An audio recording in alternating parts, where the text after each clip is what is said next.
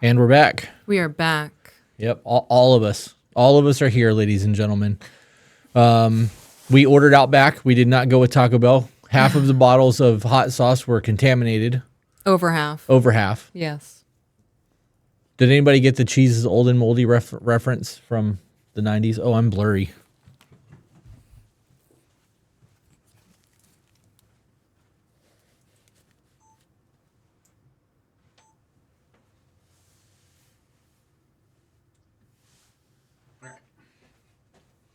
See if it fixes itself. Yeah. All right. Zach said Encino Man. He's right. Encino Man. I saw a comedy thing the other day of Pauly Shore, and he was doing a skit, and he was like, now I'm an old man, and I meet people, and they're like, hey, you look familiar, and he does the weasel skit, and he's like, what the fuck is wrong with this old guy? You know what I mean? He's like, people don't think that shit's cute anymore.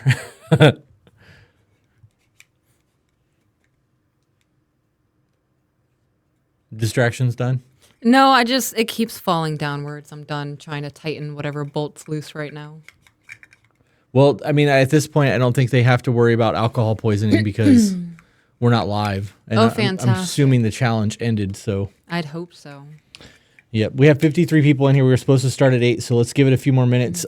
Zach, where is the email that we're reading? Oh, you already got it.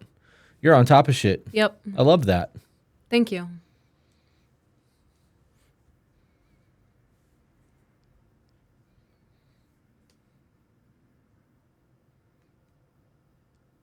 I'm so excited for food. Me too. Ugh. I feel brain foggy. Yeah. Like, like your body, you just like need food. Oh, yeah. Yep. But now I think it's because I'm thinking about the food that we're going to eat. Mm-hmm. Zach said, how did that large age gap work? 1,811 years apart is a lot. Well, she likes them young. I do. You could say I'm robbing the cradle. Yeah. As soon as he hears y'all's voice, he's zoomed in. Oh, my son is currently intently watching y'all.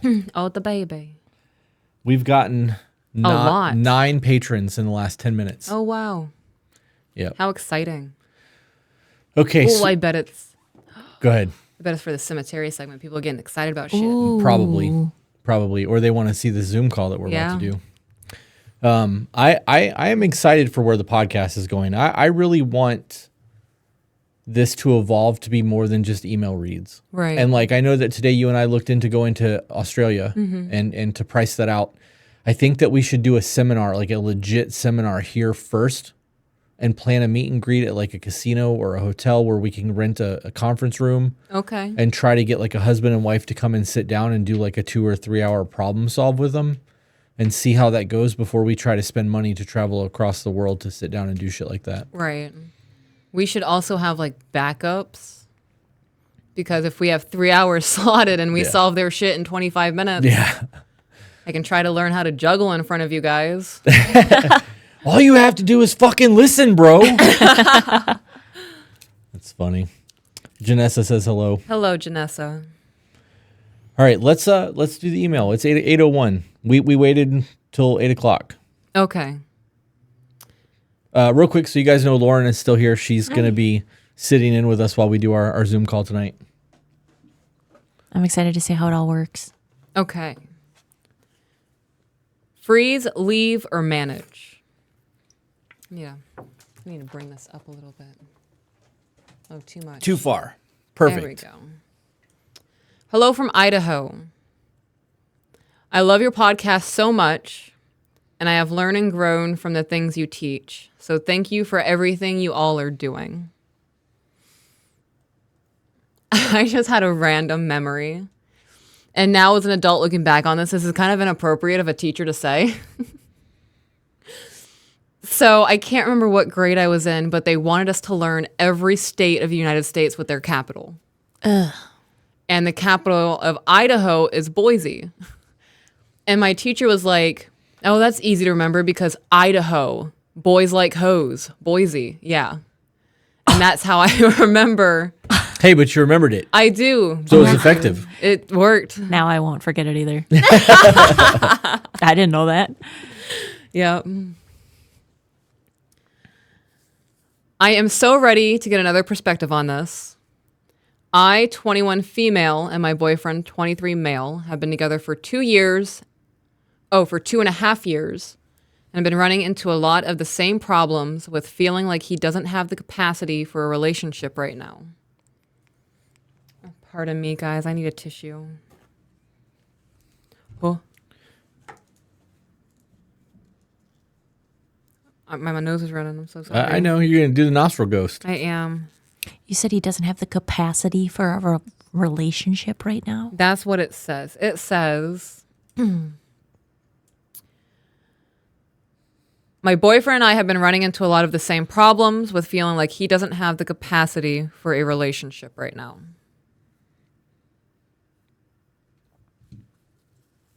Did that answer questions? So he doesn't want to be together. It's so hard to take you serious with that thing sticking out of your nose. I'm so sorry, you guys. It feels that way to me. Okay, got you. Oh, Okay, I'm sorry. but I wait a didn't minute. realize she was going to be here. Yeah, it's a Hi. Zoom call. Oh my gosh, I'm so I'm like So is this something that you two have had like communication about? Do you actually believe that, or is this something that he's actually verbalized to you? I actually believed it for a while. We're Okay. still working on a couple of things. But the capacity has been a really big one because when it comes to things that I enjoy or spending time together, it's more on his terms than it is mine. And when it is on my terms, it's not as enjoyable for him. And I find that frustrating.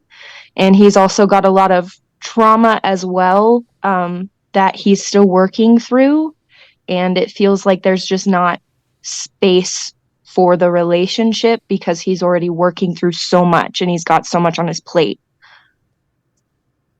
There's a whole lot there. Yeah, it makes sense. Right, but so that was a lot. It was. There's healing trauma. Right. We don't know exactly what's going on. If he's one of those people that doesn't do well in public and you're wanting to go to public spectacles of things, that could create problems. And then the other aspect of that is when you start dating, you should be dating with intent, right? You shouldn't be dating a placeholder. If you're looking to like really be serious in a relationship, it should be for marriage, right? This is my Correct. opinion. And if that's the case, this is a great trial for you guys to work through your shit before you get married, because you're going to have a whole lot of things to overcome during the courting and dating phase that could make your marriage stronger. But this also speaks into the don't bring baggage into the relationship Right. from previous relationships. Poor Lauren, she was just dropped in the deep end. So now I have a question for you.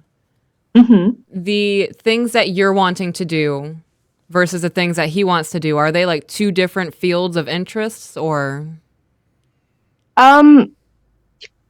He likes gaming and driving. Will sit and watch TikToks all day long, and I get bored. When I get off of work, I'm like, look at all the stars, look at this constellation. Let's go for a walk. Let's play a board game together. Let's like just be with me without something else there. Okay. He's right here too if you want to ask him a question. he's here too. Oh shit.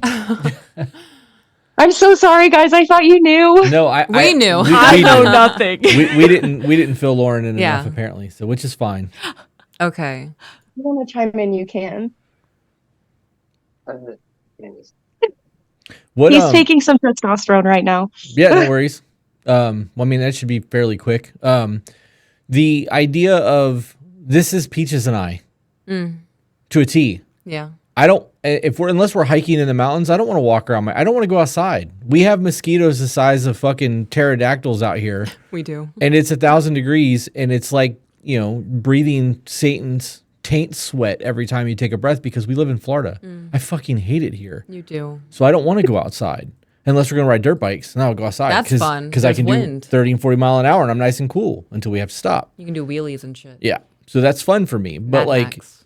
you going and laying in the driveway when it's 90 degrees to get some sunlight because you're a fucking lizard, I'm not going to go stand outside with you. I'll be inside when you're ready to come in. Mosquitoes like me too much, right? So like this comes down to understanding that Your person's not always going to enjoy the things that you enjoy, and that's why you need to carve out date nights. And you know that it's fucking possible to do that because you guys obviously dated at some point before you got here. So find the things that you enjoy doing together and start doing them, even if it's scheduled. What are you smirking at? Jen's fucking struggling. Sorry. It sounds like she wants to connect on a emotional level where she wants to do things together, but they're struggling because he doesn't find joy in the things that she wants to do. Right. So I agree with what you said, and that maybe find something that you enjoy to do together, because it sounds like she wants to spend time with you. I know they can hear this. And I think you just got to find, are you guys married? No, we are dating. We've been dating for a little over 2.5 years now. Oh, So what were the hobbies and the things that you guys did together in the beginning? We did have a lot of buddies, so we were going bowling, we were going and playing pool, I gamed a little bit more then because I had a little bit more time. He would help me work on my car, my 1970s car, a little bit. So you have a man who needs constant mental stimulation. Yeah. That's the problem. I'm the same way. I can't sit. Right. Like you're not stargazing with me. You're not stopping and looking at the clouds. Yeah. Even when we're doing photography, I'm looking for light. Like I'm finding things to keep my attention because I need that constant stimulant or I zone the fuck out and I'm just not present. Right. And I'm not going to have fun. So that's something to consider. Some people need that. That's why people multitask and will watch TV, read a book, and play on TikTok at the same time. That stresses me That's out. literally what he does. Yeah. That's a thing for people. That's what you do. I know. Yeah. I know. It's also why I'm as successful as I am. Because I've turned that shit into a superpower. I can research 2 things at once and retain almost all of it. That's crazy to me. So, but bowling, shooting pool are things that actively stimulate the brain, physical activity, and you have intimacy and having conversations and doing shit together. Yeah. It's a request for connection. And that's important to remember too, because even though you don't want to do those things, the guy, I didn't read the names on the super chat, but if he doesn't want to do the things that you're suggesting, you guys need to find a common ground to do things that you both enjoy that will allow him to have that stimulus while you guys are still having that intimate time together. We did find Legos. We love doing Legos. And so he'll work on his Lego while I work on mine, and it works. But have you built the Death Star? Not yet. What about the Hogwarts castle? I want to do that so bad, bro. I am full support on that. All right. Let's get back to the email, babe. Continuing on. Oh, our food's almost here. Great. I really need a bit more direction and perspective as to where I go. Oh, fuck me. I really need a bit more direction and perspective as to where I go from here, given my situation. I have been just sitting on this info for a couple of days. I'm just unsure how to communicate it to my boyfriend. Recently, right before Christmas, we had an argument, which always ends up with me just talking at him.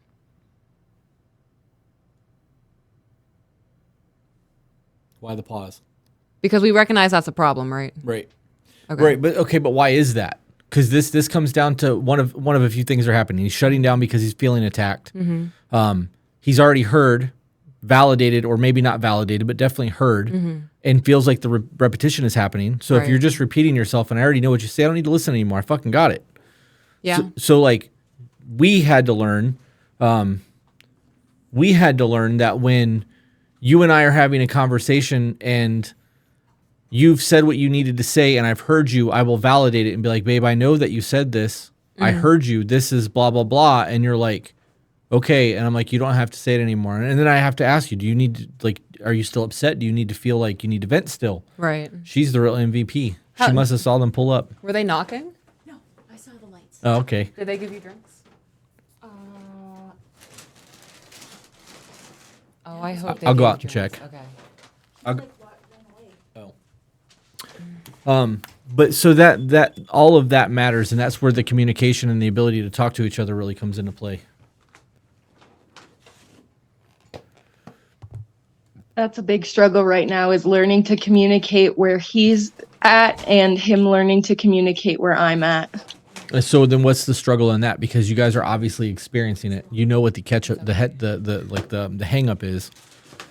You said you feel like you're talking at him, which means you feel like he's not listening anymore. So that tells me that you guys are not actually communicating. There's a breakdown. Because if he does hear you and he validates and says what he says or what you said, and then you're just continue to repeat yourself, it's because you're not feeling emotionally validated, even though you're heard. You want him to feel emotional like you feel, and that's men don't operate in that same field. Right. I'm slowly coming to terms with that and realizing that like I am definitely a lot more emotional than he is. What happens, and it'll go over in the next couple sentences, but I'll start something and I'll say, hey, like I've been thinking about this lately, or you know, when this situation happened, it made me feel this way or something, and he won't respond. It feels like he has like withdrawn into himself, and I can see the gears turning, but there's nothing coming out. Like I'm watching him torture himself inside, and I don't know necessarily what I did, how I could stop it. I'm just trying to have a conversation with you and you're shutting down, is how I feel and what I'm seeing. And I know that that's not accurate. Right. It's because you're not getting the response that you want from him. I have to ask him the right questions.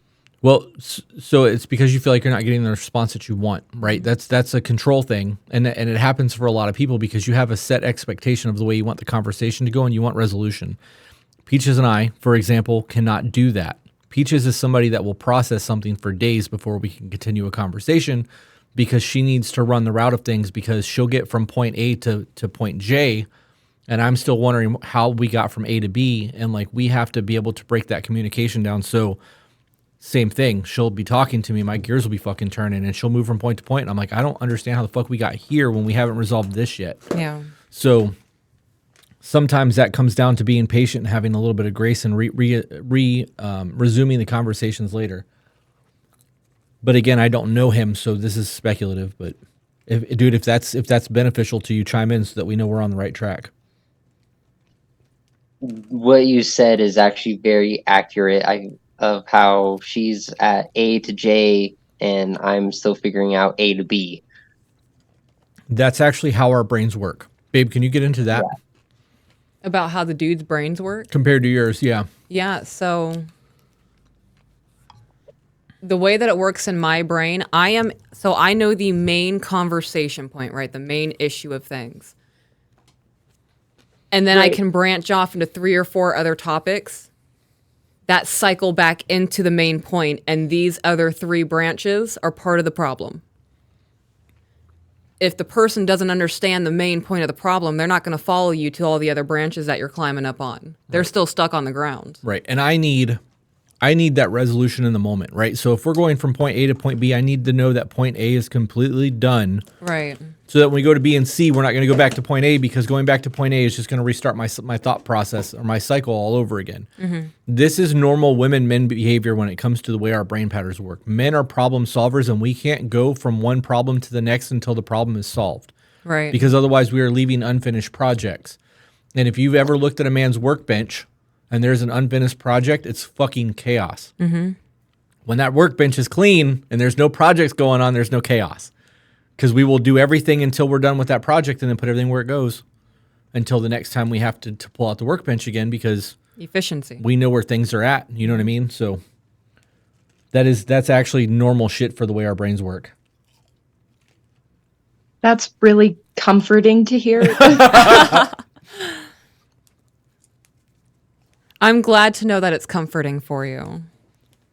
Like, I can't tell you guys further in the email, like, I've brought it up to his attention that, like, look, I think that my expectations are pretty easy to meet, and if you don't meet them, then I'm leaving. And I planted that seed, and I didn't understand all of that. And then he opened up a little bit. I started understanding, and I was like, crap, I just screwed this up very badly and I need to fix it. And so I was like, I don't know if this is a normal thing that everybody else goes through or if this is like just because we're just not the right people for each other. No.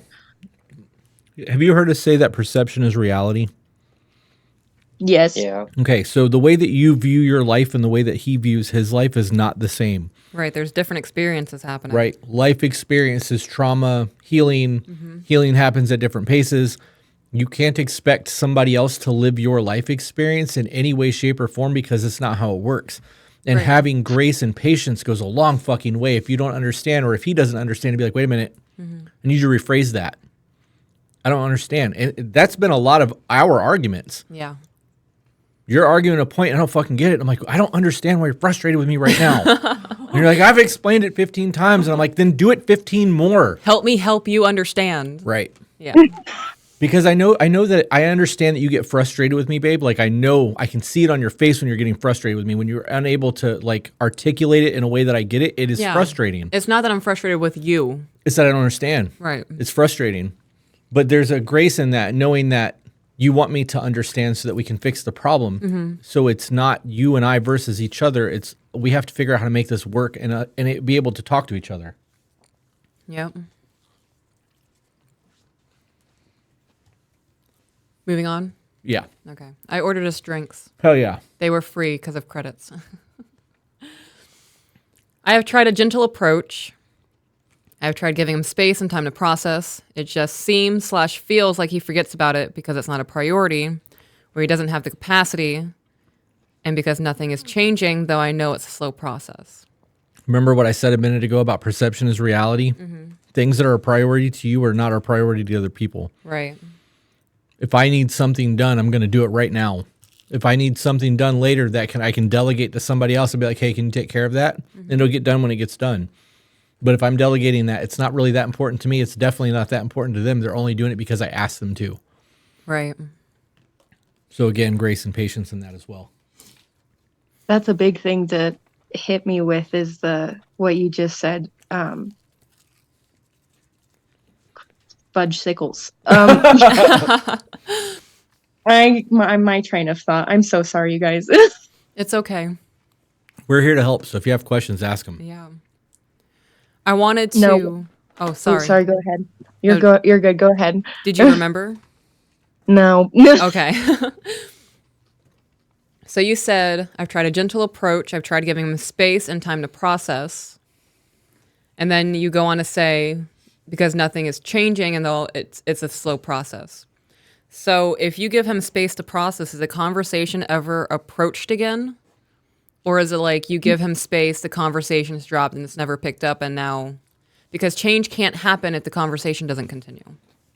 That's the thing is the conversation's not continuing because he forgets about it. Other things come up or he's tired at the end of the day. He's like, I don't want to talk about this right now. I'm exhausted. And then it just gets pushed. So this is one of those situations where if he forgets about it, it's on you to bring it back up. Yeah. And then as for the I'm tired, I don't want to I don't have the emotional or mental capacity to deal with this. So now it's a pattern of continuously being put off. There will never be a day, like in my mind in the foreseeable future, where you go, all right, today is the day where we're actually going to work through this.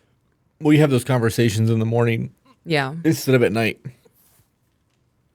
It's good to start the day with resolution too. It is. And it's also important to recognize that he is able to articulate things to you. Mm-hmm. He is being able to tell you, like, I don't have the brain capacity for this right now. I'm tired. Right. So it shows that he's comfortable in actually telling you things versus just shutting down. So that's a benefit as well. Mm-hmm. Can you give us an example of some of the things that you are expecting to change so that we kind of understand? Because if this is like, he won't fold the towels the way I want him to fold the towels, that means that you're controlling and trying to mother him. That's a very different conversation than, he calls you a bitch in his sleep. Like, Yeah,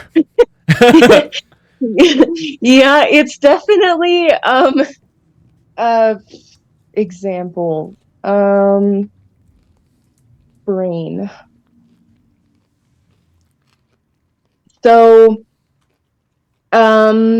we made a deal about the dishes. If he cooks, I do the dishes. If I cook, he does the dishes. And I kind of go into it a little bit in the email, but basically I had made dinner and everything, and it was a set expectation. We both agreed on it. We both like said, okay, this is the plan, and agreed. And we both promised each other that that was how it was going to go. And then so I work a swing shift, so I work 3 p.m. to 11 p.m. and he is a plumber, so he works from like 7 o'clock in the morning until 5, 6 in the evening, sometimes later than that. And so in my brain, I'm like, he has enough time when he gets home, even though I know he's exhausted. He'll have time for his little break and rest and watch TikTok for an hour or however long he wants to do that. And then like there's time to do those things, because that's how I was raised, and I understand that that's my perspective, and he was raised differently. So when it was sitting, when all the dishes and everything was sitting for almost a week, and I'm like, dude, what the heck? Is that how you approached it? I don't think that's how I approached it. He's saying he doesn't remember. Usually it's I try to keep it to myself for a little bit and see if it's, hey, he just needs a couple days, he's had a bad couple days. And then I'll try to insert like a reminder, like, hey, I don't think I did that this time. It was more of like I was getting frustrated and I just let it build up inside of me. And then I was like, look, on top of, these other problems that I was having in the moment, I'm also adding that on top of it because I'm volcanoing at that point, which I know is not healthy. And I have been working a lot to fix that. Okay, so let me hit you with three scenarios, right? Let's say the dishes haven't been done in a week, and you have 3 ways to handle it. You can say, oh, well, I may have forgotten to do that, and can you kind of please take care of it, right? Or you can be like, you fucking said you were going to do this and you didn't. Mm-hmm. Or third option, you can go, hey, I noticed the dishes didn't get done. Can you please take care of that tonight so that I can cook tomorrow? Mm-hmm. Which one of those do you think is going to give you the best result? The last one. Right. Because we don't need indirect conversation. I need the details. Tell me what you need me to do so that I can make you happy. Don't beat around the bush and don't mother me. Mm-hmm. You want me to do dishes? I'll fucking do the dishes and I'll be great at it. Just be like, yo, I need you to make sure that that's taken care of tonight. I got you. Right? That comes down to you're making a request for him to make you happy versus nagging or complaining or not being direct. And he's like, well, it's not that big of a deal because she didn't make a big deal about it. She didn't say she really needed it. She was like, hey, just when you get a chance, can ya? That's how our brains work. Again, we need direct communication. If Peaches is like, hey, I got a nail in my tire, I need my tire taken to the shop, it's a lot different than if she goes, hey, my tire's got a slow leak in it. Yeah. Right? Because you got a slow leak, I'm just going to put air in the tire. Mm-hmm. So you need to be direct with us. We need that. We really need that direct communication. Yeah. I have a question for Peaches. Yes. How did you break that mindset of what I'm going through?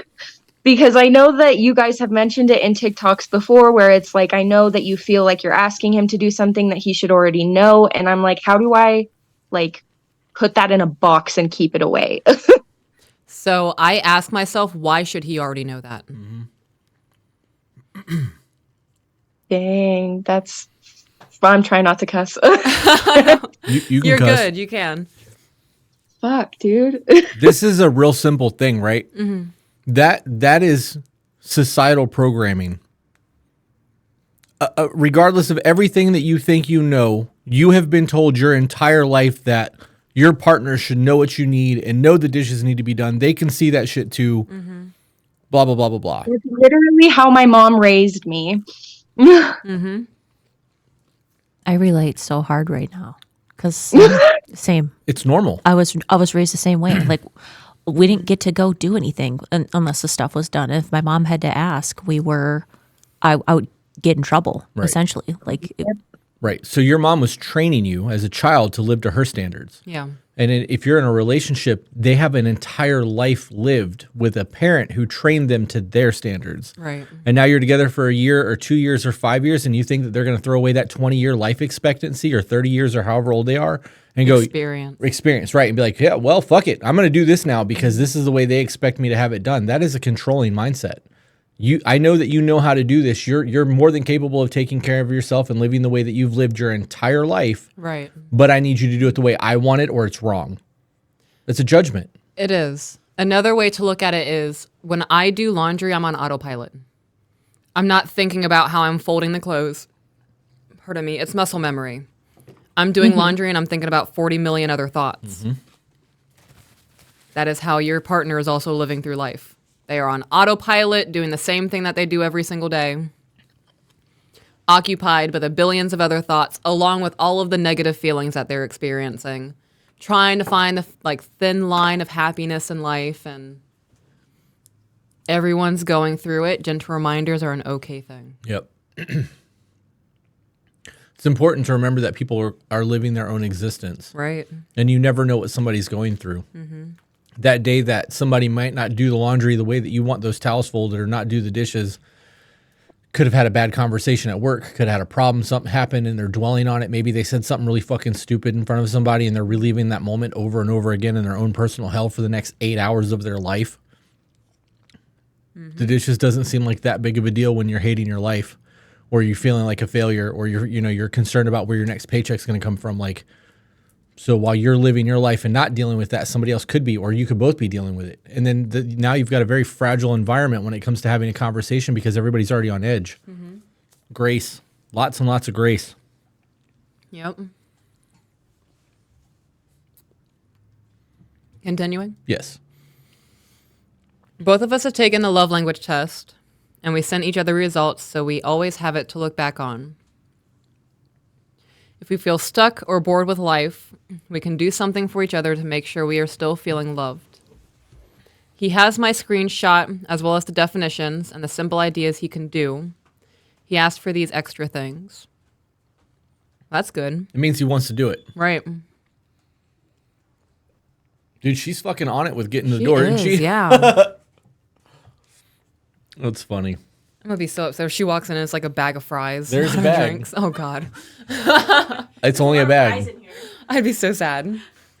Thank you so Just much. kidding. Thank you. You don't want to drink hot sauce? No.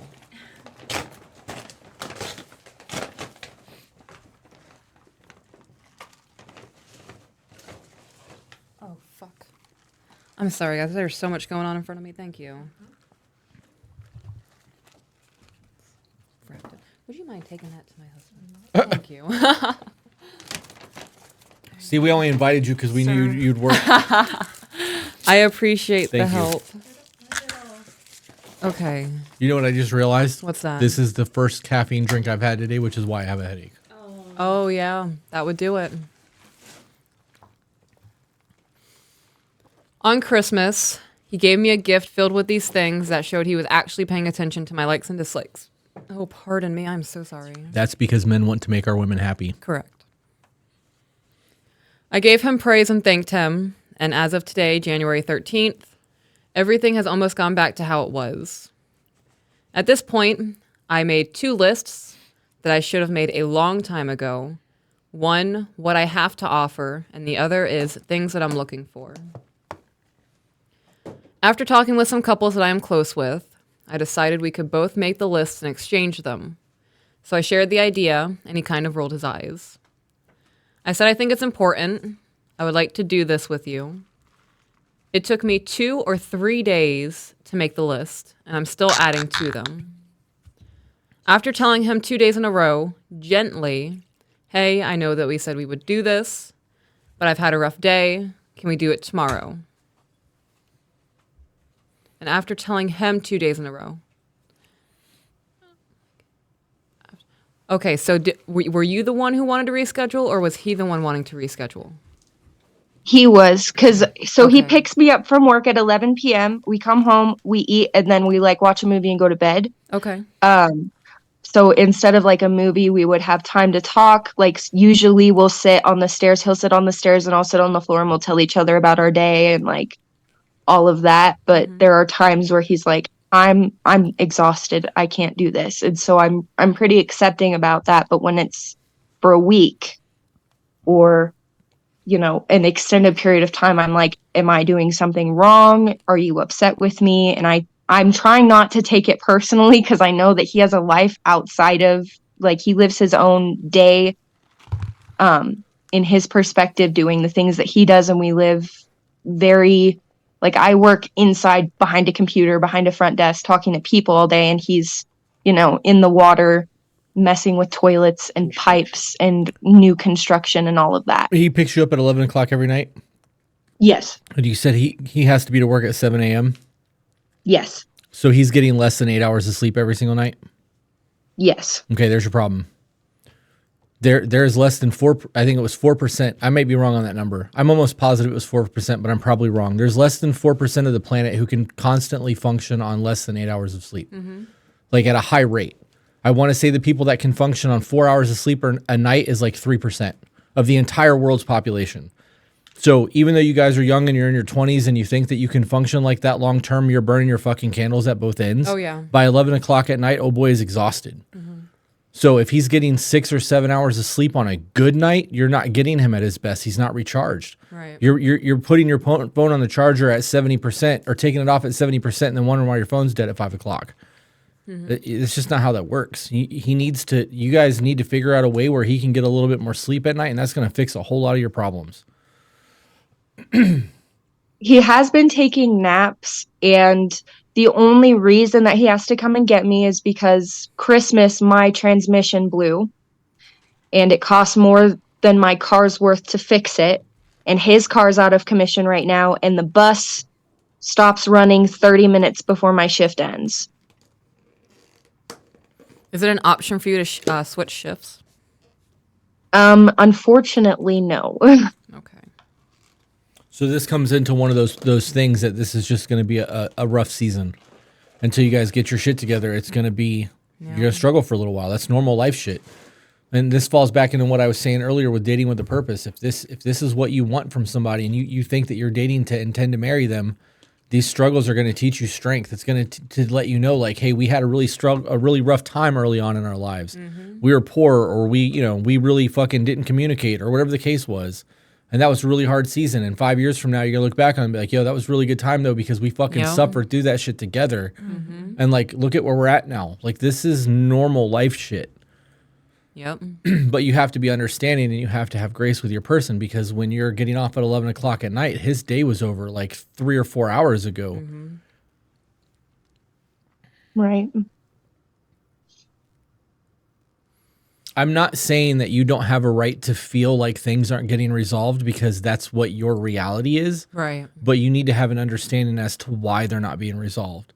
Maybe you get up at 5 o'clock in the morning and make him breakfast, and you guys have that conversation before he goes to work when he's refreshed and can actually talk to you. He's all looking at me like, that sounds real nice. It's a viable solution. It works. Yeah. I need a 30-minute window in the morning. After 30 minutes, you can have any conversation you want with me because my brain's working. But that first 30 minutes, I need to be left alone until I'm awake. Yeah. But I do I get all of my work done before noon or 1 o'clock every day. And then we fuck around. But like when we leave here at night, I'm useless. Oh, yeah. So Back into the email? yes. Okay. And I'm like, yeah, no problem. Just as long as you promise that we will get to it. He agreed and promised. The next day, something else came up, and the next, he forgot about it. After 3 days, I reminded, and then at 5 days, a little more stern, like, look, this is something important to me. Excuse me. And he was like, well, I don't know. I didn't know it was important. I'm sitting here like, dude, I've been talking to you about it for almost a week, and you haven't noticed it's important to me. You were also expecting him to do it on your timeline. You can't do that. So again, this comes to grace and patience. If you know he's tired like that, why wouldn't you have thought to do that in the morning? or to do it in the afternoon on a day that you guys have off. Like sit Right. down together and make your list together and like actually can you put your phone down for a minute? Or can you put the controller down? Can we sit down and have a conversation real quick? I want to do this exercise with me. It'll take us 15 minutes. Right. And if it turns into 2 hours, so what? You're engaged with each other. You get an intimate moment and a dope conversation and you learn something. But that does also come down to understanding that you are expecting him to do things on your timeline. There's no grace in that. It's not fair. Right. Yeah. I'm just now realizing, thank you guys, that is solely a trauma from how I was raised from my parents. Because if it wasn't done in the time frame, I got yelled at and I got my phone taken away. If it wasn't done when they wanted it to, if I didn't do something the way that they liked it, like all of the details and stuff with that, like it was not great. Right. So that childhood trauma trained you to the way that your parents wanted you to behave, and you're now trying to train him to do the same thing. Right. And I'm now realizing that, and I don't want to do that. So thank you. I love this moment for you. Like, this moment is going to change a lot going forward. This filled me with animosity towards him because he keeps saying he will do things and won't. Do you know what animosity means? Are you asking me? Mm-hmm. Oh, I know we've Googled it. It is open, admitted hatred. Oh, okay. That's very extreme. That's a harsh word. That's why it's tattooed on the side of my neck. I don't think I meant that word then. Okay. Well, it's why it's important. Yeah. I was so angry. I was like, why aren't you choosing me? I felt really hurt and kind of like not abandoned, but neglected. You feel like he doesn't care. Yes. Okay, so elaborate on neglected for me, because he's going to work, he's still providing, he's showing up. On the emotional side. Okay.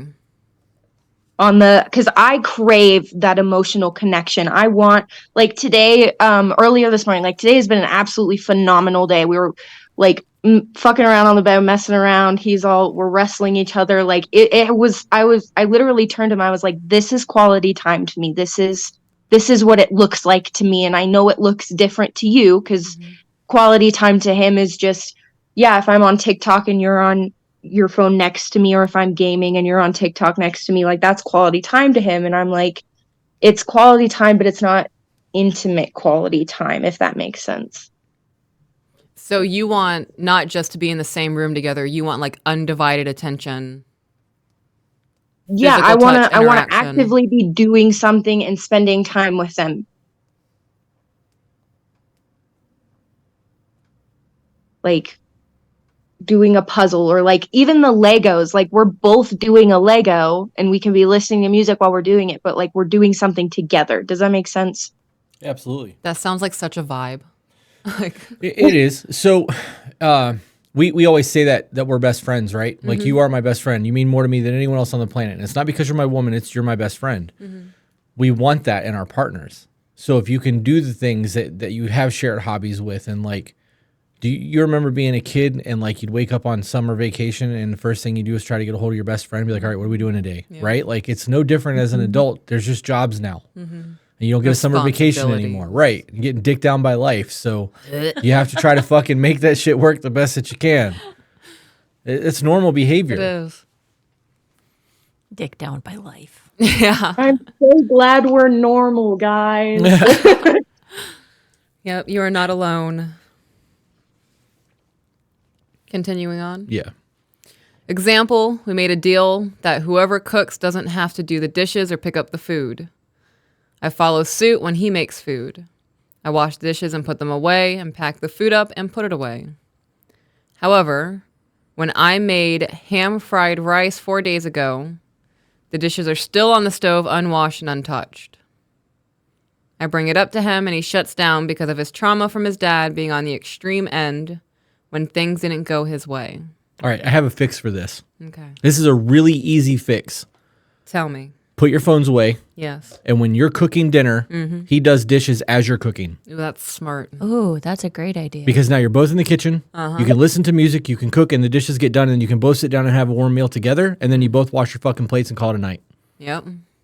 And then go back to gaming. Literally, his face was like, Gru in Despicable Me when he goes, light bulb. Like, he's like, oh, I didn't even think about that. Mhm. Yep, solutions are right on the horizon. You just have to turn your point of view just one degree. Yeah. That's a great solution because I find myself, I relate so much right now to everything that she's saying because I'm like a grudge holder. So like I get mad when I ask like, or there's like an expectation of the house. And it could be the way that I was raised too, because I think that her and I had similar upbringings of, you don't get to do something until this thing is done. And my parents were very controlling in that aspect. And so, I didn't really think a lot about how I take that with me and then try to throw that into my relationship too. And my husband does not operate that way at fucking all. And then I find myself holding a grudge when he doesn't do those things. And I didn't even think about what you just suggested. Because that would just fucking solve. That makes too much sense. Like, why would we do that? Too easy. Can't be the right Yeah, answer. Now you have to check back in and let us know how the dishes things goes. This also comes down to a choice, right? When you have parents that are overbearing and think that they're trying to teach you responsibility, right? Because that's what they're doing. They're trying to give you discipline so that you do your chores and live your life and everything has a place and in its place and whatever. If you don't ever understand the consequences of having to eat cereal with a fork because you don't have any fucking clean spoons, right? Or there's now bugs in the kitchen and you have to figure out how to get rid of the bugs because you didn't wash fucking pots and pans that were in the sink, or your sink is clogged. Luckily, she's with a plumber, but you know what I mean? Like that's where choice theory comes in. You know that you need to be doing this, and I'm telling you need to do it, but don't do it. See what happens. Oh, you want a bowl of cereal and there's no bowls? That sucks. You gonna do the dishes? Oh, you are? Okay, cool. Well, when you're done, there'll be a clean bowl for you to eat cereal with. That is a much better way to teach a child responsibility than, reveille.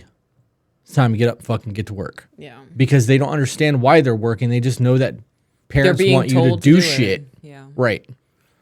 So. Continuing on. Yeah. At this point, I declared I am not doing this anymore. If you fend for yourself and your time and what you want to do, then I will do the same. And I did. No, pardon me. And then I'm pretty sure I messed it up because it's back to what it was almost. He has made some small changes, like when I want to look at stars. I was able to point out one constellation that he could figure out, but I'm painfully aware he doesn't care about it. And he won't even sit and enjoy me enjoying the things I like unless it caters to him as well, it feels like. Do you believe that? I can see it in his body language. Okay, so is it that his mind is no longer occupied and he's fucking bored? Or that he just hates the fact that he's got to sit out there with you while you're looking at stars? Yeah. Because that's a perspective. I think it's kind of both, but It's mainly because I'm bored. it's mainly because that's Oh, the it whole is. thing. Mainly, it is because you're bored. I'm trying to compare this to a different, like when I want to go to Target and I want to spend time with my husband and he goes and he's so fucking bored and he's like, why the fuck am I here right now? We don't like shopping. So I'm trying to compare that to a different, like you want to go outside, spend time and watch the stars. And he's like, I'm not into this. And for me, it'd be like taking my husband to Target. And he's like fucking God, kill me now. Yeah. Like he has no desire to do that. Right. So you might have to, I guess, find a way. Find a hobby that you both enjoy doing. Yes. There's a whole lot of shit that Peaches does that I'm not about. When she wants to talk about her plants, I'm going to listen. I'm not going to retain any of it. But when she'll come home and be like, "Did you get something rare? Did you find some like hot shit on the shelf?" Like, Yeah. because I understand finding a rare plant, but I don't give a fuck about any of that shit. That's a you thing, Right. And I'll be excited for you when you're excited because you're excited. But I'm not gonna sit on the porch while you fucking water your plants. Right. I could be doing something better with my time. But if you wanted to spend time with me and you wanted to do it with plants, and you were like, "Hey, grab the cameras, we're going to the garden," sold. Right. I'm going to go take pictures of bees and we're going to walk around and you're going to talk about plants. And I don't know what the fuck you're talking about, but we're going to be together. It'll be cool. Hey, I dare you to eat that pepper off that plant. I do. Right. Yep. I can see the flip side though. Like, she's outside, she's doing something she enjoys doing, and she wants to share that like with him. And by him not sitting there and just doing something for her to make her happy, or I could see why she would harbor animosity, or no, I'm just using that word just because you did. But, like where you would, it would make you feel, I could see it making you feel not appreciated, or that your time, you want to do something you enjoy, but he really doesn't. And so you're like, I kind of wish you would just do this with me because you know that I enjoy it. Do you know why that makes you feel that way? No. Because you're making a request for connection with your partner and they're denying it. So if you're going to go walk around Target for 3 fucking hours, it's a very different conversation than look at this cool thing I bought at Target where you guys can both be excited for 15 seconds and then go back about your life. If they're outside looking at the stars and Orion's belt is out and she wants to point it out, she'd be like, "Babe, come look at this. That's Orion's belt." He'd be like, "Oh, that's really fucking cool. I'm glad you see it, babe," and go back inside. The connection was met. There was a quick conversation. You're not making him put himself out for an extended period of time, and you get that connection. If Peaches was outside and she's like, "Oh my God, the moon's so fucking big," I don't give a shit about that. It's the moon. It's there every night. Even when it's not there, it's technically fucking there. But I'll come out and be like, "You're right, baby. That bitch is huge tonight." You know what I mean? Like, because I know what you're doing. It's not so much about the moon that's there. You just want to share that moment with me and be excited. So I will give you that. But I'm not doing it for 3 fucking hours. Unless you want to have a conversation with me in the driveway. You want to sit on my lap while I lay on the driveway and talk about the stars? I'm going to be looking at you sitting on me. We're not even looking at the stars anymore. Like, we're now on the driveway having an intimate, passionate moment. Right. That's way, way, way cooler than look at Orion's belt. Look at my belt. He said I was literally thinking that. Man shit. Yeah. Yep.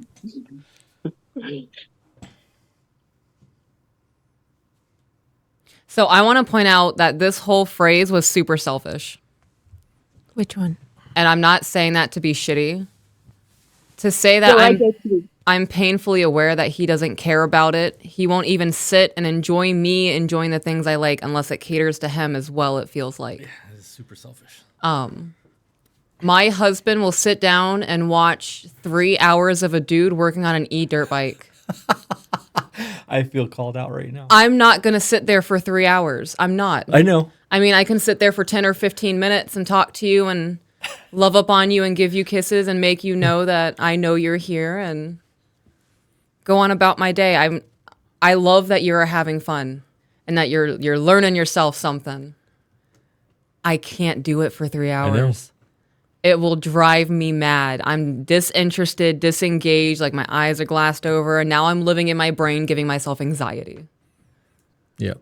So to want him to come outside, like Chris said, for 10 or 15 minutes to enjoy a moment with you is a very reasonable request for love or connection. Right. To expect him to sit outside for an hour and a half to look at something that he has no interest in, kind of a hostage at that point. You're not wrong, though. Like, that's funny, but you're really not wrong because at what point? So now, from his perspective, it's either I go stand out here and be bored as fuck for the next 2 hours, or I don't fulfill the request for a connection and go back inside and know that I'm going to have to deal with the next 2 days of a dismissive, frustrated woman because her request was denied. That's not a win in any way, shape, or form. It's not. And so where's the equality in that, right? Right. And most of the time it's like on the way, like after we've parked up a condo complex and everything, it'll be like as we're walking into the building, I'll just stop in the parking lot and point out, like, he knows the Big Dipper was the one that he could see, but he can't figure out Orion and everything. I've tried. But I'll point out the Big Dipper occasionally, and like he'll share the moment with me. He said that he's been trying to work on acknowledging the connection instead of just being quiet,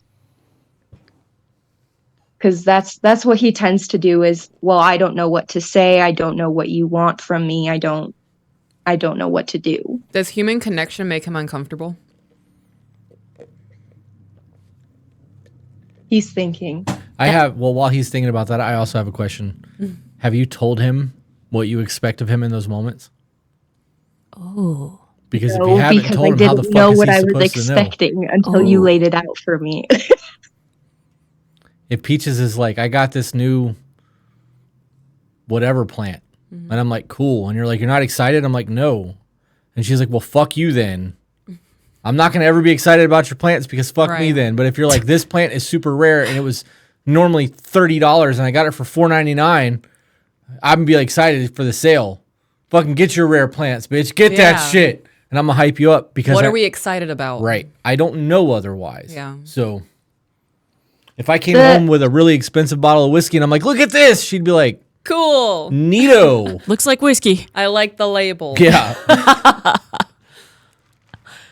I know, like, I had a friend come up a couple months ago, and we went for a walk and we saw 2 coyotes, and I thought that was so cool. That's cool. And then when we came back to the condo, I was like, babe, we went on this walk and we saw these 2 coyotes. They were like 3 yards away from us. It was so cool. And I made like the dog sounds, and one of them perked his ears and turned his head towards me. It was beautiful, even though I could have definitely died.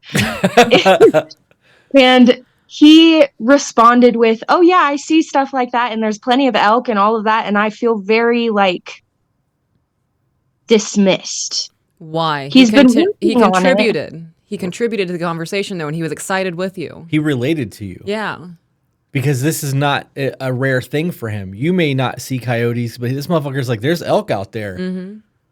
Like, I got chased by a moose once. You know what I mean? Like, those life experiences are very different. So what's a coyote may be super excited and new for you, but that might just be a Tuesday for him. But did you take it as like he was trying to one-up you? Yeah, we've had that conversation a lot where it's like, oh babe, yeah, it's because we did long distance for about a year. I lived in Boise and he lived in Twin Falls, which is about an hour and a half apart. So we would only see each other on weekends. But during that time I was like, oh yeah, no, it's pretty cold over here. And he's like, oh yeah, well, it's colder over here. And I'm like, I feel like, I know it's not your intention to one up me because we've had the conversation, but it feels that way. I've tried asking, I don't think I've point blank said, is there a different way that you can state that? Okay, hang on. So I have 2 questions. The first one is, so if you know that's not the case, why are you still taking it so personally?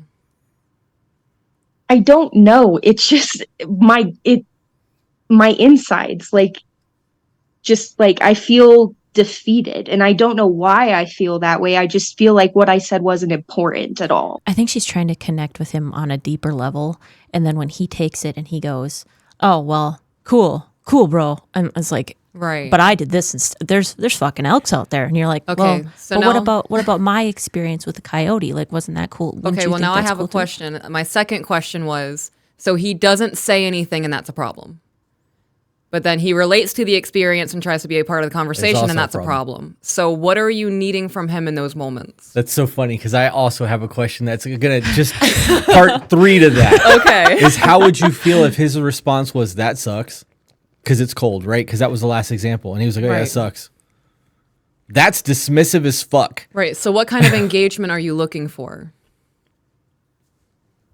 Acknowledgement, I guess. Like, damn, all babe, 3 of those are acknowledging that. And then, like, damn, that's pretty cold. Over here, like, acknowledgement and then shifting, but there's no acknowledgement there. Like, oh yeah, what you did was cool, or like, oh my gosh, that was cool that you saw the coyotes. I see stuff like that all the time. Like, if it had been phrased like that, I don't know why, but it computes differently in my brain. Okay, so I'm going to say something that might be really offensive to you right now, but this sounds like it's a you problem and you're taking a lot of things really personally. Yeah. I have always struggled with that, and I have been told that for years. I Okay, I I'm highly, fine. highly recommend reading The Four Agreements. The Four Agreements. The Four Agreements. It's a really short book. I think it's like 130 pages. And that was the book that really helped me get out of that taking things super personally mentality. People can now come up to me and say the most foulest fucking thing ever to my face. I'll be like, damn, I'm sorry that you feel that way. Yeah. That's not a reflection on me. That's a reflection on that person. I can do that in almost every other situation except when it comes to my relationship, and I haven't quite uncovered that yet. It sounds like control.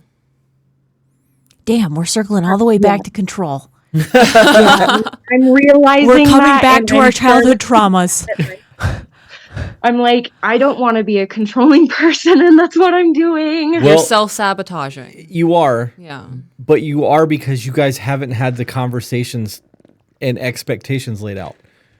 If Right. I needed you to be excited about something and you weren't excited, I would lose that excitement. Right. Right? If I bought a new car and you're like, cool. Like, I got this fucking car for us, woman. Like, you're passenger princess in this shit. You know how fucking good you're gonna look when I open this car door and you step out in your heels and your foot hits the ground? And I like kick my blanket back into the car. And LaGrange starts playing in my head and like dun dun dun dun, right? Like I want you to be excited as I am over the fact that I got this car for us. Yeah. That's a very different scenario. But if we don't ever have the discussion of why I need that from you, I can't be Right. mad at you because you didn't give it to me. Like, Exactly. that's a false expectation. You are setting yourself up for failure when you have unverbalized expectations of your person. Or even worse, you have expectations, but you don't even know what they are. Right. You just have something and then feel deflated when whatever it is, that feeling or emotion isn't met. I wanted to cycle back to you're like that in every relationship besides your romantic relationship. A lot of people feel this ownership over their partner. Like, this is my man, this is my woman. They are my source of happiness, and if they don't make me happy, every aspect of my life is fucked up. It's important to remember that he's not there to make you happy or provide you happiness. He's there to experience it with you. Right. That's deep. It's true, though. I like I'm gonna that. write that down. Peaches, can you repeat that? No. There will be a replay. I can try. That was really good. So he's not there to make you happy or provide your happiness. He's there to experience the happiness with you. Yeah. Yeah. So, in the event that you guys were out walking together and he saw how excited you were in the moment with those coyotes and heard you howling at them and trying, speaking of which, don't try to get close to coyotes. No, they'll fuck you up. Don't do that. Don't howl at them. There are a lot of weird things that you can try to do with natures when it comes to canine creatures. Don't do that. But if he would have saw how excited you were in that moment, it would have been a different experience because he would have experienced it with you versus hearing about it secondhand. Right. It's never the same. If Peaches told a really funny joke at the bar and then came home and tried to tell me about how funny it was, it's not going to get the same reaction because I wasn't there. The energy's not the same. Quite clearly, I can't remember what I just said. It's not Right. the same delivery. Yep. Yeah. The energy's not there either. So I'm about to get real deep with you guys right now. So everything in life has vibrations in it. The tables that we are sitting at are solid because the vibrations that are at a different frequency than, say, our squishy bodies are, right? So in a moment where you are having excitement, your excitement is actually radiating an energy in the universe. You're taking up space in the universe. To recreate that is inauthentic or synthetic, right? You can tell a real wig from a synthetic wig. It's just not the same. Does that make sense? Okay, dope. Conclude thought. Continuing on. Yeah. It's just so frustrating because now I live with him, and when he needs something or wants to do something or talk about something, even if I don't genuinely care about the topic, I will try to retain and listen and ask questions. Does he not do that? Not really. Okay. He just kind of like, I had to talk to him and be like, hey, I need you to ask me how my day was, because otherwise I feel like I'm burdening you with that information. And so he doesn't ask the questions. He just expects me to talk about it. And we're still working on breaking that wall. My husband never asks to see my nails after I get my nails done. Right. You know why I don't ask? Because I show you. Because he doesn't care. No, I care. I do. My husband doesn't give two shits. I know what I'm going to see them nails look like Oh. when they're wrapped. Okay. All righty. And it's going to happen within a day or two. You get your nails done. That's me being 100% fucking honest. Well, thank you for elaborating on that. That's not where I expected that to go, but that's the truth. It is. So That is, that was the very PG-13 version of what I wanted to say. So you know what? That actually makes me like kind of feel really good because that's like a sexy, intimate moment now. I didn't know that was a thing. Oh, it absolutely is. I like that. Now we can share this experience. Thank you. So you can relate that to this. So you don't need to ask her about her nails, talk about the nails, because you know you're going to see him anyways, right? So he doesn't need to ask her about her day because he knows she's going to tell him. Because he knows she's going to tell him. Right. So Because you know you're going to see him. He knows that she's going to talk about it. two very different lived experiences in life. Yes. The other thing that I was going to piggyback on is that she said that he seems disinterested, and at times she is disinterested and has to fake it through the conversation. You know that we know that, right? We can sense that the same way that you guys can. When you're not interested in the conversation, we fucking know you're not interested. Yeah. It doesn't matter how much you pretend to be. We fucking know. What is it? What does that look like in me? Because I know what it looks like in you. You just kind of sit there and watch me. It's like I can tell when you're listening or just watching my mouth move. Really? Yeah. Is it like my blank stare or something? There's a little bit of deer in headlights. Okay. It's what you're paying attention to. There's been times where you've been standing right in front of me and I'll be talking and you just be staring at me. And like in my head, I'm like, okay, she's just totally not here right now. She's totally placating me to make me feel heard in a moment. I should just wrap this up and move on. I don't get resentful or mad about it. You're doing whatever you're doing. I'm doing whatever you're doing. I wonder what these moments are. Normally it's not relevant to anything. Right. The RC bike videos on YouTube. It could be. It could Yeah. be something I saw on the news or a conversation That's that I had with funny. somebody else that's not really relevant to your life at all that I just feel like I want to talk about in the moment. And it's not always a request for a connection. Sometimes It's just talking. right. Sometimes I just need to vent. And sometimes when I vent, you totally check out. It happens. Well, I have nothing I don't check out. I have nothing to contribute. You're venting. right. I'm not problem solving. So you don't really have to be nothing I can engaged. You're contribute. just, I'm verbalizing it into the world and you happen to hear most of it. Right. No, I can't get mad about that. You could be like, hey, I don't want to hear this. Fuck off. And Right. then walk away. You know what I mean? So Yeah. like you got to take your victories where you can get Right. them. Your checkout is I'll say something and like a solid 45 seconds go by and you're then like, I'll yeah, answer. that's crazy. Yeah.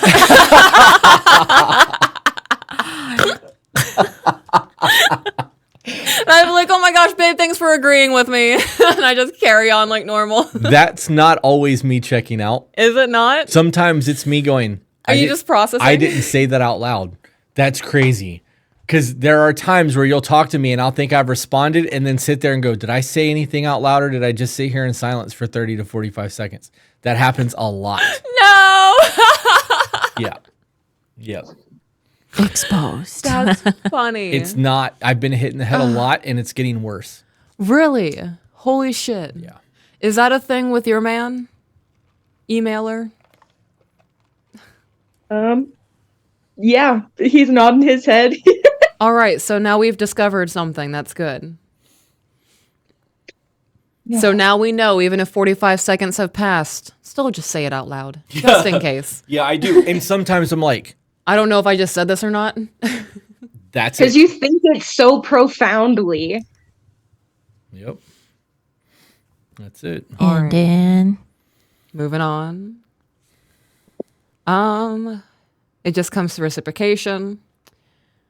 Okay, so I'm going to add on to that before I keep reading.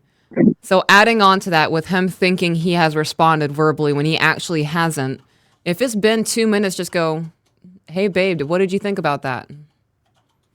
Or did you hear me? Did you check out on that? Then you'll know whether or not he actually checked out. Right. Because if he goes, wait a minute, can you repeat it? Or I forgot. He wasn't listening. Yeah. Usually it's, I don't know what to say. Or if it's a question phrased to him, he'll be, I don't know. So that's why I asked if he's like super uncomfortable with human connection. I personally, from my experience around him, I would say yes. Okay. With his just being on the road with other people, being in the store with other people, he is a very hard shell and is like, don't fuck with me, don't talk to me, don't. He's got that vibe. Okay, so in moments where he says, well, I don't know what to say to that, probe it a little further. If it's like a really profound, important conversation, and if you're talking about fucking purple gummy bears, and you're like, I like the grape flavor, that's cool. Okay. I don't really know what else to say back to that. I wouldn't go further in that conversation, just noted.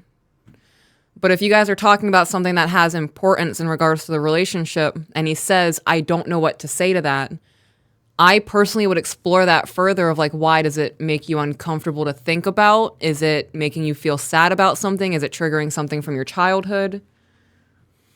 Because there's always a reason. And sorry, in the email, I was saying it's just, I feel like I have to drag answers out of him. Mm-hmm. I have to ask the right question to get an answer from him. Because I'll ask the question, like you guys said, 20 different ways, and maybe the one way was the way that he understood it. I feel like I have to ask 20 questions to get one answer to the same question. Why is that such a problem? It's not a problem, it's frustrating. It's frustrating, and it comes back to her feelings like he's not invested or he doesn't care. Exactly. Okay, so you said what did childhood look like growing up for him? Was it a super loving situation, or was it more of like void of emotion? And I've been dying to ask that. Yeah. I was raised by mainly my dad. My parents were never married. mm-hmm. My dad is a very do it my way or the highway. Was there a lot of sympathy growing up as a child? From my dad, not really. Okay, and that was where you spent like most of your time growing up? Yeah. Okay. So I can understand that it's frustrating for you that you have to sit down and kind of coax answers out of him. If he has lived his whole life one way where there is no sympathy and no empathy and your feelings don't matter and you're a boy, you need to fucking toughen up, he literally does not know how to communicate the way that you're trying to communicate with him. You guys said And I'm frustrated by it. you said that you took the love languages. Did you actually read the? You said that you took the love languages. Did you actually read the books?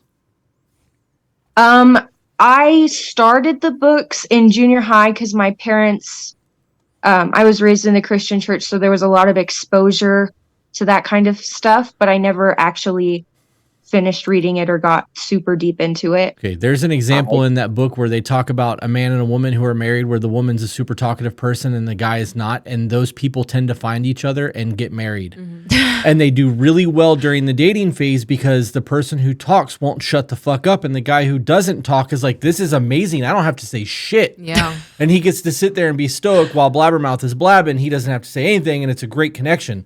But as marriage happens and people have been together for a long time, there's not an exchange of energy back and forth in conversations. Right. But during the beginning, it was, oh my God, he's so amazing or she's so amazing. They listen so fucking well. And well, what's changed? What's changed is now you need that reciprocation and you're not getting it because you have nothing else to talk about now. So now you're looking for the talking. Right. And You didn't have that in the beginning. You're not going to have it 20 years from now. If that's not who they are, they're just not talkative people. That's also something to be concerned about. Right. Or to accept. And For me, being talkative, it varies on who I'm around. I don't know why. There's times where I can be very outgoing. I can talk nonstop. It's safety. Mm-hmm. And then there's other times where I'm more quiet and just don't want to deal with anyone.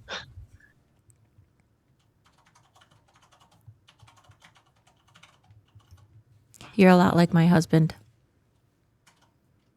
I same like growing up vibe, everything. It's so funny that this is who you interview tonight. Yeah. While I'm here. Okay. So I'm going to say a bunch of shit, and if this is all off par, feel free to call me out on it. So it sounds a lot like, so the girlfriend, you just said that it's very frustrating for you because he is pretty much having to learn a whole new dialect of a language. I've tried to have patience. Right. It's frustrating, and I'm realizing that, again, this is the way that my life was lived, and people heal at different times. Right. I haven't been in his exact situation, having a stepdad who was basically a dad pass away at the beginning of 10th grade year, and then dad's girlfriend passing away at the end of the year. Like, I didn't have that kind of trauma, but I had my grandma pass away in elementary school. I had very close connections with animals. Like, I'm a very empathetic person, and I don't understand it 100%, but I know the feeling, and I'm like, I want you to see how I saw it, Okay. and I want to make it make sense to you to help you work through this. You just said you're a super empathetic person, yet you can't be empathetic towards him. You're just getting frustrated. I feel like it's been 2.5 years, and I'm like, it's always been this way between us. I have always, you're having a bad day. Let me cuddle you. Let me hold you. You can be the little spoon. Let me give you head scratches. Let's watch whatever you want to watch. So glad you said like, scratches if at the you end of need that. space. Like, I feel like I'm very accommodating to that. I feel, I guess that it's not happening on my timeline, which again is controlling and selfish. And I'm sorry, baby. You know that you can never experience someone else's trauma. Mm-hmm. Yes. So even though you said, I know what he's going through because I experienced all of these things, you don't. You know how you experience those things. And you know what works for you to overcome those things and how you got past this. But what works for one may not work for somebody else. And when somebody comes to you and says, hey, this is what I'm going through, the worst thing you can do is be like, I know what that's like. No, the fuck you don't. Right. You could have gone through the exact same storm, but your perspective of that storm and their perspective and the way that they weathered it are two very different things. Mm-hmm. So the answer to that is to validate their emotions. Tell me why you feel that way so that I can understand, because you just being like, yeah, I experienced that, I get it. That's no different than him being like, well, it's cold there. It's really fucking cold here. Like, it's not the same thing. You want validation. You want to be heard and understood, but just being told I understand is not being understood or valid or heard. It's Right. placated and passed off. So that goes for everyone. It doesn't matter the situation. You don't experience things the way somebody else does. Peaches and I could go to Busch Gardens tomorrow, and we would have two very different experiences at that park because of the way that we operate. Right. When I try to ask why, like, what's causing this, do you know if like something that I said triggered it, or like if there's a shutdown or anything like that, I'll try to ask why, or like, how can I help? Do you just need me to be here? Do you need me to talk about something to distract you? Do you need to listen to your music? Do you need to be like doing something, gaming, doing a Lego, doing, a board game or something to keep your brain, slightly occupied while you're processing? And 9 times out of 10, it's, I don't know what I need. Which is true. Right. But let me also ask, Is that an answer that he provides because it's a safe one with you? That's a good question. That is a good one. I would like to know that answer. Because that is a learned behavior. It is a learned behavior. No, if he comes to you and he's honest with you and there's an explosive reaction or your feelings are hurt and now it's an argument, it could be just trying to navigate waters. So every man knows what it was like to hold a flashlight for their dad in the garage. Right? I know that's a meme and it's a joke, but there's a truth behind that. We understand the way that we are supposed to behave as children. And when we don't understand why we're supposed to behave that way, only that we are supposed to behave that way, when somebody asks us why, I don't fucking know, because that's the way it's done. Yeah. So when kids are like, but why? You feed the answers of why so they understand the why of everything so that as they become adults and someone goes, well, why? They can go, well, because I was told to make my bed. Right. Like, we do it to be productive human beings. right. There's a discipline there. It's a Yeah. productivity thing. Like blah, blah, blah, blah, blah. There's a why behind it. That why teaches us how to problem solve in the moment versus following instructions. That's the difference between being directed and being free thinking. Correct. Right? So for men who are told to shut the fuck up, bottle your emotions up, pick yourself up by the bootstraps, live your fucking life, don't complain, don't express your emotions. And then somebody goes, well, why do you feel that way? I don't fucking know. Because I'm supposed to bottle that shit up and shut the fuck up and go pick myself up by the bootstraps. I got to go to work. I don't have time for this. Two very different lived experiences. Right. And then I feel bad and I'm like, I know that I can't make you feel better and I can't make you feel anything, but I know that this is a societal approach to things. And I want you to know that that's not how I want it to be in our relationship. I don't expect these things from you. I want emotional vulnerability. I want these things. And I know it takes time for you to break down that wall. And so I'm learning to have grace and patience with that. Right. Very obviously, as throughout this podcast. That's something that he has to learn, and you have to train him in that, because giving emotional vulnerability when you barely understand it yourself is like giving trust to a stranger. That's not just given freely. That's earned over time. And you guys have been together for 2.5 years. He's what do you say? He was 25 years old. So you got like not even a tenth of his life with him. Like, you know what I mean? Like you got to really look at the broad scheme of things. That's a learned behavior. And if you're getting frustrated because he doesn't know how to talk to you, now when you ask him questions, it's putting him on the spot. Like, oh fuck, I have to give an answer, because if I don't give the answer and it's not the answer she wants, she's going to get frustrated with me. And that creates a whole nother panic, anxiety moment trickling down that's going to make answering those questions that much fucking harder. And I've realized that on top of that, I turn to him and I'm like, I don't want those bullshit, whatever's going to make you happy in the moment. I don't want those answers. I want the truth. Like, if I don't look good in a dress, I want you to tell me, like, not that great. So if I'm coming at you sideways, or if I'm like accusing you of something, or I'm saying like, I heard that you did this, and like there was a point where he would just let me accuse him of anything and he'd just sit there and be quiet and let me think whatever I wanted to, and he wouldn't even defend himself. And I'm like, I don't understand why that's not a thing for you. Because like, if you're you didn't putting do it, him in a position where he feels like he has to defend himself. Right. I wanted to ask, so you want him to be able to do these things, but are you a person who is capable of being that space for him? I'm trying to learn how to be that space for him. So you guys need to have grace with each other. Yeah. You can't expect somebody to want to defend themselves with somebody after a while of having conflict and things not being resolved and it always feeling like a battlefield. They will eventually quit. Mm-hmm. This is not going to get resolved. There's not going to be a scenario where I'm going to even be heard or come out on top. So what's the fucking point? Yeah. So that quitting and not having the reason to defend themselves becomes a problem. So much so that I opened the tattoo shop's Instagram today. Mm-hmm. And Peaches goes, "What is that?" And I got defensive. You did. And I was like, "What do you mean?" And you were like, "What is that?" And I'm like, "It's the shop Instagram." And you were like, "Okay, why are you acting like that?" And I'm like, "I don't know. I just got defensive over this because I feel like you're questioning me like I'm doing something wrong." That is illogical fucking thinking because you don't treat me that way. Right. But in the moment, I felt like that. And I have that ability to defend myself with you because you've never made it so that it feels like it's a true battle Attack, between us, right? Like, so that was a trauma response. And in the moment, I was able to even call myself on my bullshit and be like, yo, that's what that was. Like, And you owned it. right.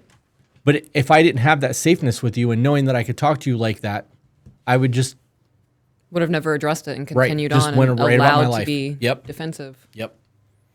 Yeah. How do I fix what I fucked up? Time. You recognize all these things that you're doing wrong and that he's doing wrong, and you start working on them. And if you guys know that you want to have the best fucking relationship, then there are times where you can go, hey, this is going to sound like I'm an asshole, but I don't have any other way to say it, so I'm just going to say it. Right. Because at that point, he knows you're not attacking him. He just, the words aren't there. You don't have another way to do it. Or maybe if he feels like he's being attacked and he's like, hey, I feel like you're fucking attacking me right now. You can go, wait a minute, that's not what I'm doing. Yeah. And then you can have a conversation about why it feels that way, and then have the conversation that needs to be had, because emotional responses are happening on an emotional level, not a logical one. If you feel a certain way, you need to understand why you feel that way. Once you identify why you feel that way, moving past that, moving forward is a whole lot fucking easier, because you can, that just happened again, babe. Yeah. And you have to remember that the relationship is not just about you. There are two people now cohabiting together, right? You are not the center of his universe just the way that he is not the center of yours. You guys have work and family, extended family. You have your own life goals that can commingle together. So, circling back into the beginning, everything that's a priority for you may not be a priority for him. And that's where those check-ins come in, and the once a week, are we on the same page? And that's something that has to be a priority, that check-in for both of you. So no matter what, there will be a weekly just touching base, whether it be on a Tuesday or a Friday. That's one of those things that you can't just let slide because you're exhausted. Either the relationship is worth the staying up an extra 30 minutes or getting up early in the morning, however that needs to happen. Right. Needs to be a balance. Yeah. How much longer is this? We still have 4 pages. My fucking head is killing me. Yeah. We've been at this an hour and a half. I know. All right, let's blow through the email. Okay. And then we'll ask questions at the end. Okay. If I say, hey, can we talk? Or, hey, let's do something, I'm so exhausted, I don't want to do that. And I'm like, look, I sit here and I've put my car, my finances, my time, my sleep, my energy. It's all up for grabs when it comes to him needing/wanting it. He just doesn't do the same things back. Just keeping score. So Chris just said that's keeping score. And he does do that back. He picks you up from work at 11 o'clock at night and stays up with you and spends some time with you before you guys both go to bed. It just looks different.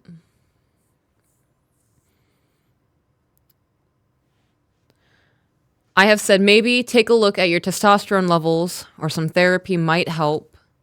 And I know that's difficult/anxious when you start. I'll ask him his thoughts, and he just says, I don't know. I have to ask the right questions to get an answer. Like, I can see the gears turning, but nobody is home. Like, I'm watching him torture himself on the inside. I say, hey, can you just narrate your mind out loud? And he struggles with that. I've also realized listening to the podcast that in reality, there are a lot of thoughts I should not want to know about, like if he likes the shape of another woman or whatever. Yes, it's an experience I've had in this relationship. Okay, so he has told you that he's actively lusting after other women. No. Dynamic. There was at one point or another an interest for a third party to join in, like a one-time thing. The one time that it happened, it went poorly. And so it was like, well, maybe we could do it again. And then it was when we go to a restaurant, he'll be like, hey, what do you think about this waitress? What do you think about how she looks or she looks? And then eventually I was like, okay, I can't do this anymore. I don't want this to be a thing anymore. I can't mentally take this. And he dropped it. And so far, so good.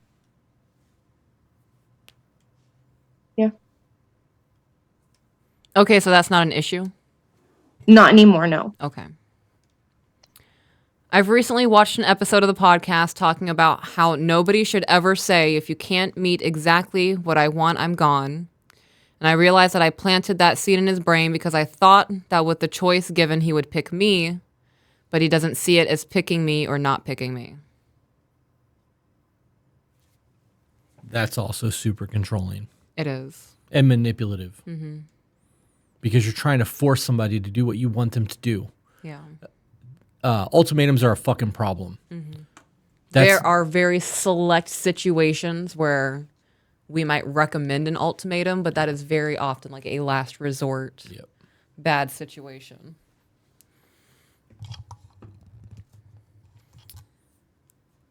So there are some texts included. Do you want to go over the text messages? No, let's skip that. Okay.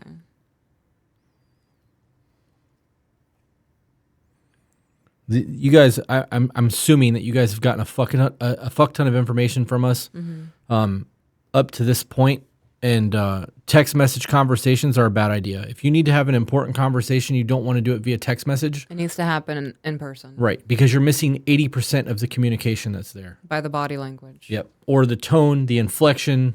There's a whole lot of things that are missing from a text message. I know that younger people tend to communicate that way because it's easy. You're not face to face. You are missing a lot of communication that way. We understand what babies are going through, and babies understand what parents are going through before they can actually speak a language based solely off of our energy, if you want to call it that, or our body language and the way that we respond to things. So I'm down at the bottom. It says, this is the important part. That night at like 3 a.m., I couldn't go to sleep, and I was still processing things, so I wrote this in my notes on my phone. When you have a significant other, you need to have a certain capacity, responsibility, maturity, energy, and drive that is constant. Hang on, I'm going to Google a definition before I say what I'm about to say.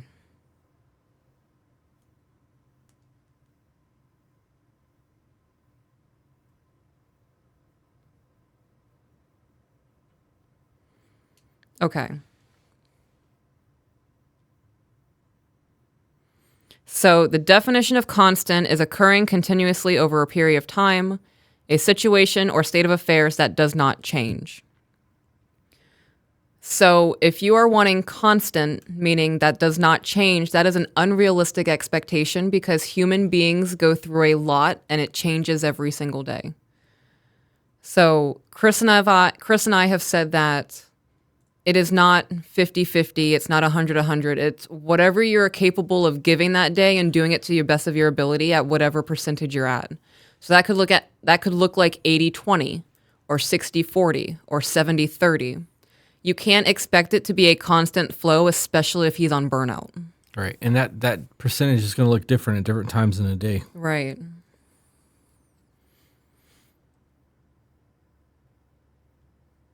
Not saying that it is, what is the word? Over-exaggerating is the only thing coming to my mind. It is not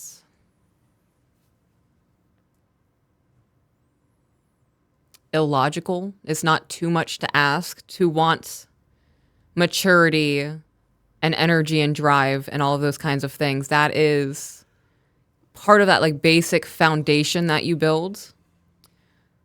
So expecting responsibility and maturity, those are things that are not too much to ask for. When one person has baggage or trauma from their past, they need to work through it. And a person only has so much patience. When they get rid of the old baggage, there is room and fulfillment in other aspects of life that were buried or unfulfilled. Okay, so in having that realization of that trigger from your childhood trauma a little bit earlier, do you still feel that way in saying that that person needs to work through it and kind of figure all of that out?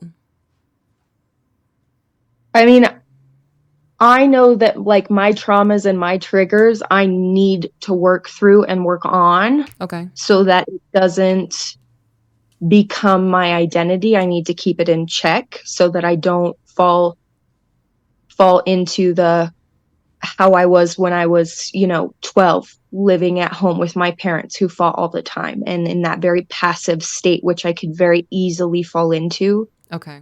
Um, So that yeah. still applies, even with the realization today that you still think that both of you need to work through all of that. It's not just a he needs to figure it out kind of situation. Yeah, no, Okay, yeah, it's fantastic. both of us. Everybody has their own shit that they got to deal with. Good. When you have emptied the space in you from those things, you make room for the things needed for your significant other.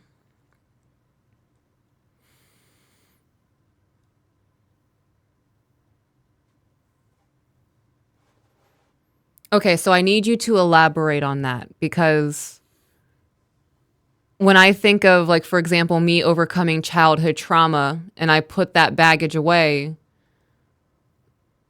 that's not really making room for my husband. That is something that's completely unrelated to him.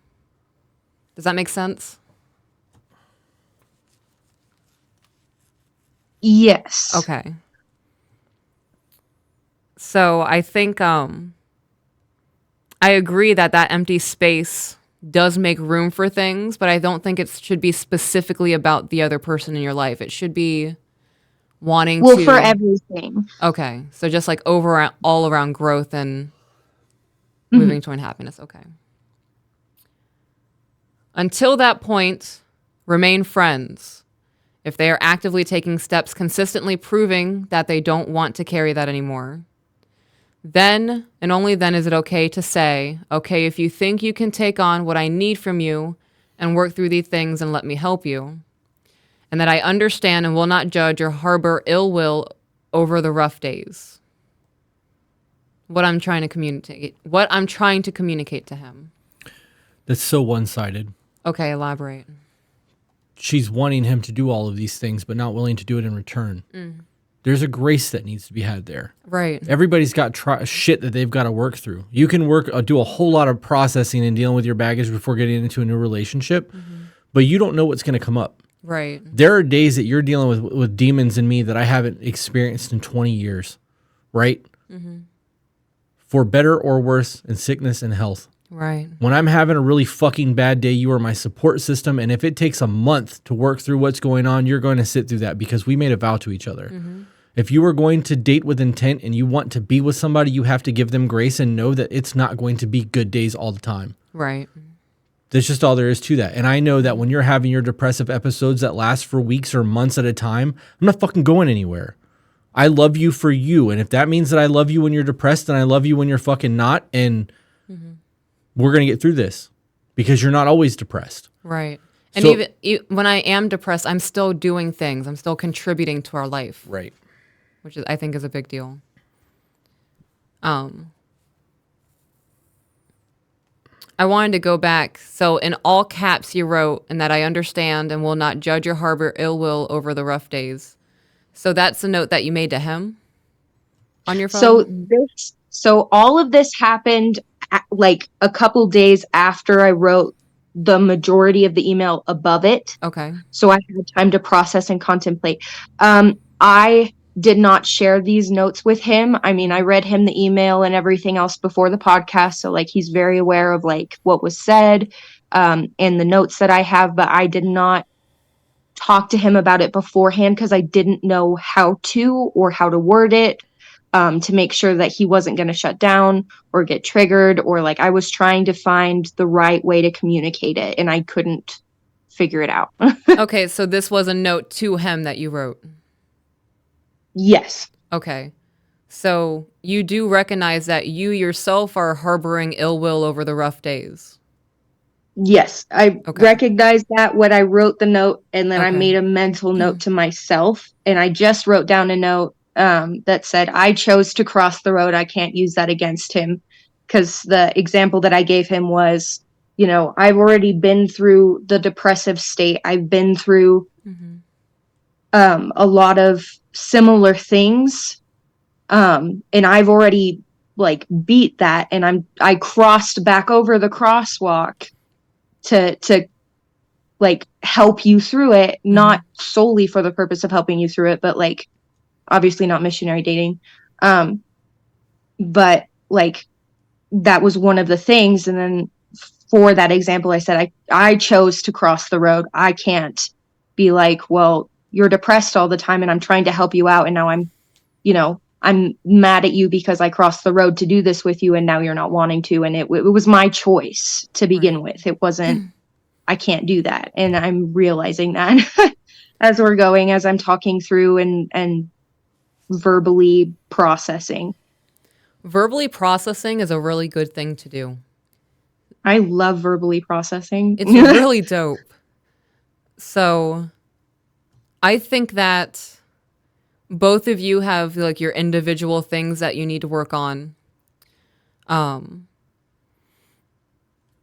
There has to be the want in both of you to work on those things, though. It's going to be uncomfortable. It's going to get frustrating. It will make you face things within yourself that you don't want to face. And it all boils down to, is the person you're sitting next to worth that to have the happiness that you both want? Yeah. Yeah. So we're going to have to learn how to talk about emotions. And in a moment where you want to say, I don't know what to say to that, or I've got nothing, like, just say, give me a second, let me process that. And then really like follow the thread of, okay, well, does it make you think of another thought? And if it does make him think of another thought and he wants to continue engaging in the conversation, you got to take that step back and recognize that your man's interacting with you right now. He could be sitting on his phone, or he could be playing a video game, or talking to literally anybody else in the world. But right now you have his undivided attention. It's the intellectual. I'm wanting that verbal, I think this. And he's like, well, I think this. And I'm like, oh, that's a really good point. Well, what about this? And I like the verbal back and forth, and that's really difficult for him. And I think that that's where the biggest struggle is I'm craving that intellectual, the interaction, the verbal back and forth, and he's not necessarily able to process it as fast as I am, if that makes sense. It's also important to know that in him doing what you've wanted him to do, it's not been the way that you've wanted him to do it. And I'm going to go back to the it's cold thing. Well, it's really cold here, right? Because he could have just been like, that sucks. Yeah. So like in that, you need to understand that there is still an effort being made. And the communication skills are just something that you both have to work on because Needs to be developed. right. And you're young still. Who I was at 25 is not who I was at 35. And it's definitely not who I am now. So these things take time and patience and grace.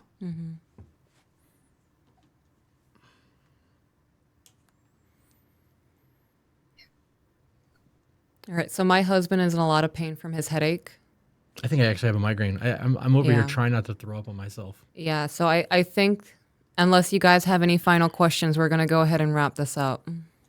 No, we're good. I hope you feel better, Chris. I'm so sorry. It happens. This is the second time in my life I've had a migraine. So Thank you guys for doing this with us. This was a really dope experience to have you both here and be able to have non-defensive conversation. I think it was really productive. yeah, this was a good one. It was definitely a good live stream. I have lots of notes. Well, send us a follow-up in a month or two. Yep. Definitely give an update. Yay. Okay. All right. Have a good night, guys. Yep, you too. Thank you. Yep, you're welcome. We're signing off, guys. Everybody have a good night. Good night, guys.